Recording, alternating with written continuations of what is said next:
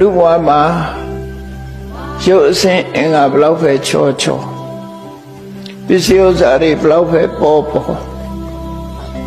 အရေးကြီးဆုံးကစိတ်ကောင်းနှလုံးကောင်းရှိဖို့ရပိုအရေးကြီးတယ်လို့ဆိုတာ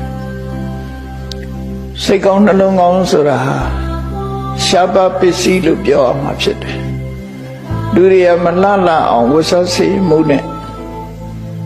လုပ်လို့ရတယ်ဒီနေ့ခေတ်မှာဆိုရင်ပြမယုတ်ကြီးကိုငွေကြေးတနာအကုန်ကြခံပြီးတော့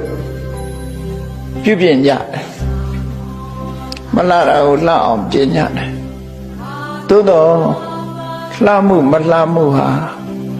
အပြင်ရုပ်ပေါ်မှာမူတည်တာမဟုတ်ဘဲနဲ့စိတ်နှလုံးနဲ့ပတ်သက်နေတယ်ဆိုတာကိုတတိထားမိတဲ့ပုဂ္ဂိုလ်ကအနည်းဆုံးပဲသူနည်းစုဖြစ်တယ်မြတ်စွာဘုရားအဆုံးအမမှာရုပ်ကိုပြင်းနေုံနဲ့စိတ်မပြင်းမှုဆိုရင်အဲ့ဒီပုဂ္ဂိုလ်ဟာမကြခင်ရုပ်ဆိုးကြည်တတ်ဘဝရောက်တော့မှာ